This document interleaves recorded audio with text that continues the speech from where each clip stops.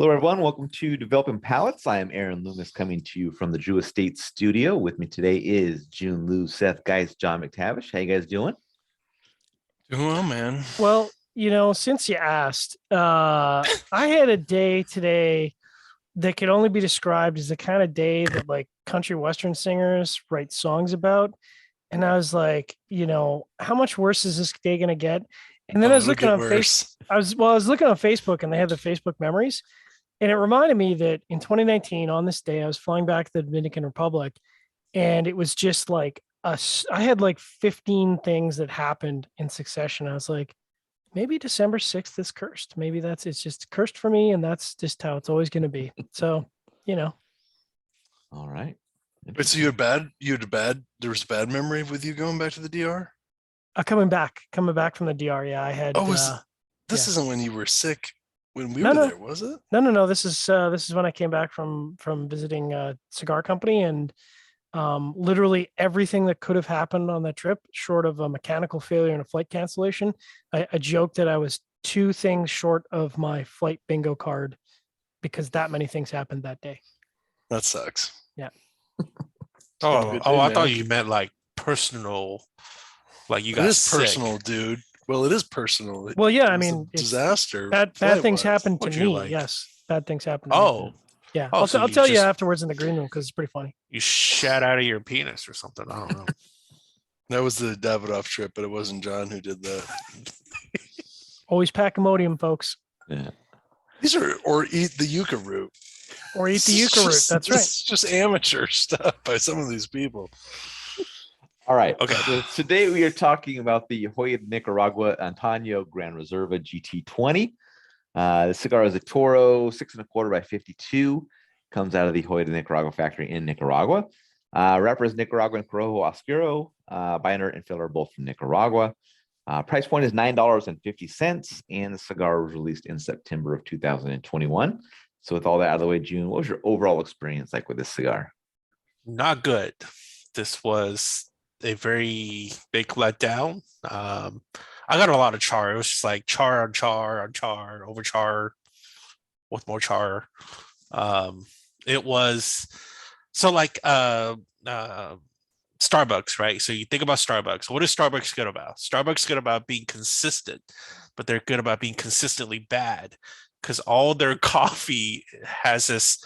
They always over roast their coffee for longevity and consistency, but There goes it's our not how they're sponsorship. supposed to. Yeah, but it's not how you're supposed to do it, right? No. What do you mean So- by it's not you're supposed to do it? What is that supposed to mean? That they don't know how to do it, and that They- you know they- how to well, do they it? know how to I'm do sure it they for know their money, stuff, right? but they don't know how like, to do it for quality. Yeah, exactly. Yeah. You know the sad thing about this whole thing. You know what's really, June. You just killed me. Is you shit on Starbucks that much, and John agrees, and yet he will not drink my coffee, but he will drink fucking Starbucks. That Yeah. is the truth. No offense. That is just No where offense. we are, man. Think about that. No offense. Thanks, June. You Hey, dick. it's okay. It's okay. It's all right. No problem. What else? What else did I think about the cigar? How's your burning construction, June? Oh, absolutely terrible. It was, I thought there was something wrong with my humidor. And then I was like, is it me? But it was the smoke. There was almost like very little smoke production, which is off the bat, whenever that happens to me in a cigar, I keep drawing on it more, thinking that it's gonna go out. And it did go out a few times. But the more frequent you draw on it, also that's when typically you get more of that like unwanted,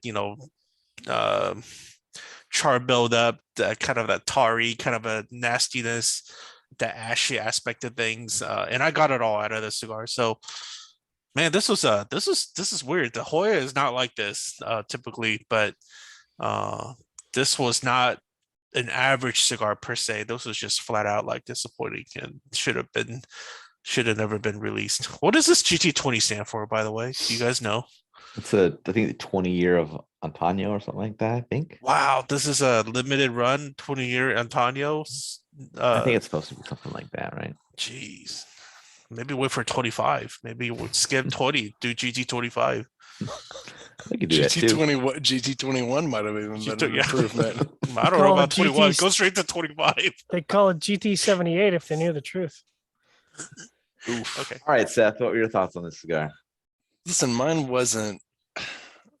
God, I sound like a fucking hero. I could say about anything right now after with my score. I've never actually had a cigar where every third had me going back and forth between good and average as much as this did. And 2 out of those 3 times I went with average. So what is that? I guess that's not that, but still there was the debate. The first third was really the best part. I think it delivered really good flavors. I was getting a lot of cinnamon and pepper up front, leather, oak, and it had this molasses syrup and earthy quality on the finish. And I've gotten it with a couple of Oyo stuff, and I think Drew Estate has even had some stuff, a couple of their undergrounds, which has that kind of quality to it. I'm not trying to connect the two, but it was really a nice flavor profile that was really present in the first third, and it kind of just faded out in the second and final third. I didn't have the construction issues. I was the freak, I guess, shipping to the South. All right, John, what were your thoughts? So this is great because I get to check both boxes, and of course I live in the far north, far north, where it's very dry. So I always say, my humidor storage conditions are too dry, if anything. But I actually also got a lot of what Seth was talking about in the first third. So just that it started out with kind of spicy wood and cocoa.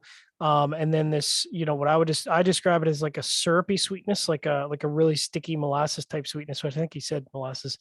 And then bread and graham crackers. So it started out good. I mean, to be honest, because if you smoke the original, we'll get into it, but if you smoke the original Antaño Gran Reserva, the pre-release to this, it was a blockbuster all the way through. So I was kind of anticipating that. And I was like, okay, well, it's good first third, but like, I'm a little let down.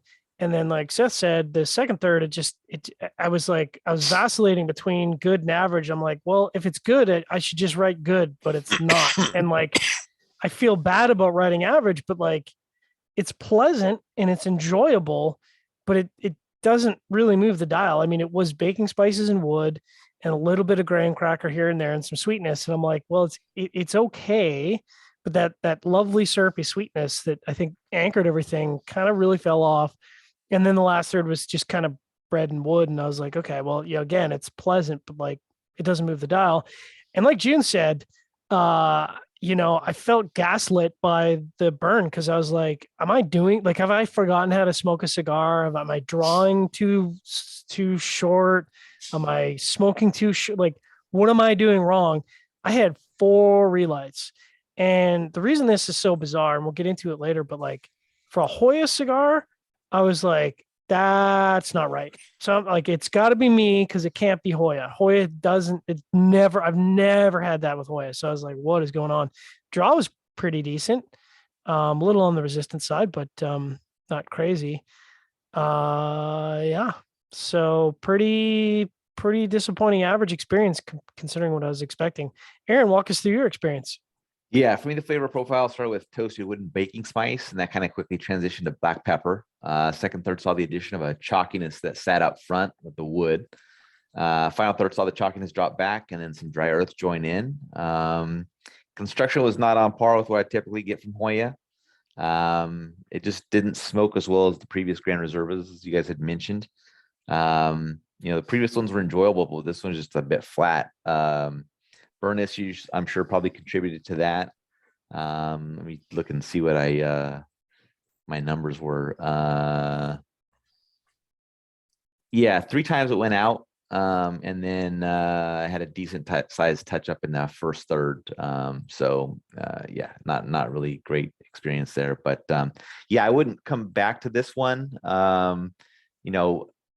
I was curious about how the construction was gonna be for everybody else, but even with Seth, having a great burn, he still didn't think the flavors were all that great. So I don't know if there was something up with the tobacco in these cigars. So and we purchased these. Hoya did send some for us, but we didn't use those for the review. So I'll distribute those out and we'll see if we have a different experience with those. But I don't Maybe know. it's the retailer Just kidding. Well, yeah, but I mean, we buy a bunch of stuff from them and don't have necessarily like this. So, Yep. I don't think it's that. So, It would just be the box. yeah, could just be the box. Yeah, who So knows? We'll Yeah, see this you're other. absolutely- We'll see. You know, check out every these once other in a while, ones and see. you know how like in happens. Cubans, like you get the one good cigar in a box, or the one. This case, you know. Yeah, Seth got the one. Wait a good minute, cigar in I got the box. one good cigar. It You was got the one Cuban. good cigar. Yeah. Cuban, They are always Cuban trying to tradition. be. Cuban tradition. They're always striving to replicate Cubans, and they did it. Yeah, They did. exactly. All right, so let's get into the scores. We're gonna start at the top with Seth at 5.95.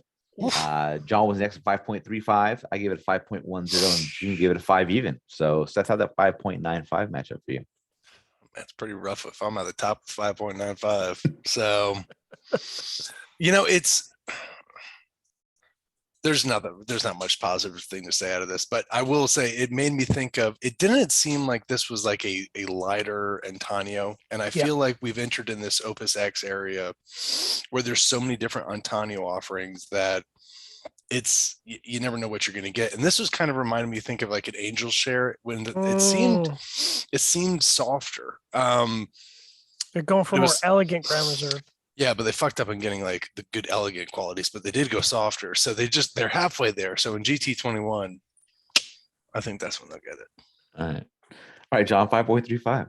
Yeah, it matches up well, and I don't know that I've ever scored a Hoya this low. I mean, this might be the lowest score for Hoya by like a full point, which is saying something. This is low, man, for you. This is crazy. I mean, I can't even tell you. I mean, I must have smoked thousands of Hoyas by now.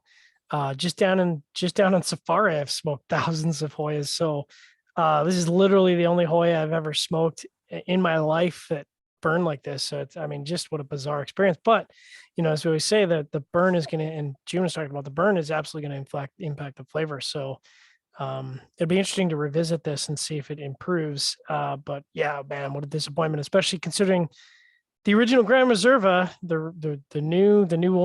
old new Gran Reserva was, man, that was a great cigar. So yeah. Yeah, my 5.1 matches up well. I mean, it was an average flavor profile throughout and just had a really bad burn. So that kind of gets it down to the 5 mark. But Jiunn, you were right at 5. How was that for you? Oh, it's the lowest score.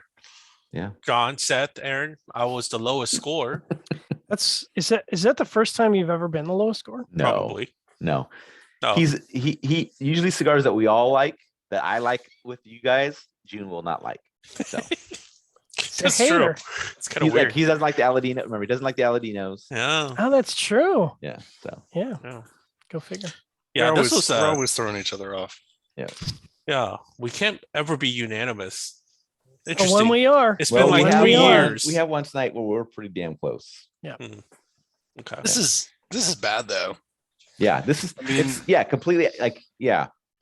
Something's wrong. If I gave it a 5.9 and that's the high score. the high score, that's not good. What was the price point on these again, Aaron? $9.50. I mean, it's not a bad Oh, price, that's not Oh, bad it's a price price. point. Yeah. Yeah, it's price not point. bad. but you know, Yeah, I mean, the nice thing about 950 is, like, you know, you can say try it out for yourself and comment if you have any construction issues, because you know, it's not $14.50 or $17. Like some of the cigars we review, they're $17, and then you have construction issues, and you're like, bro, seriously, what are you talking about? 950. What do you expect? It's $9.50. It's What do you expect, $9.50. man? What do you That's want? a cheap stick. Come on now. 12 months Man, ago, you that guys would are not have been the snobby. comment. Nope. Most cigar, I don't think most cigar guys think that 950 is a cheap Actually, cigar. No, I bet young smokers. Young I'm telling you, they have to. They don't have what we had. But Yeah, the they They guys, have the prices. yeah, but guys who've been smoking for a while, you know, it's 950 and you raise it by 2 cents, and they're like, whoa, I can't believe you're ripping me off on 2 cents. It's like, bro, come on now. Remember, like Nick Perdomo would spend 18 months telling you he was about to increase the cigar price by 5 cents. Mm-hmm. It's true. Yeah, he 'Cause spent people more would money just on the advertising. But flip tables. those smokers, man, they remember those prices. I remember when the Gran Antonio was $5.95. Last time I got this in a 6x60, it was only $5.50. That's how it goes. You're All right. ripping me off. If you're just catching this video on YouTube, be sure to subscribe to us. We'll also check out the full written review on the website, developmentpalace.com. Follow us on all the social media channels, and you can catch all of our review recaps on podcast. So iTunes, Google Play, and Podbean. Thank you for tuning in. We'll catch you on the next one. GT20.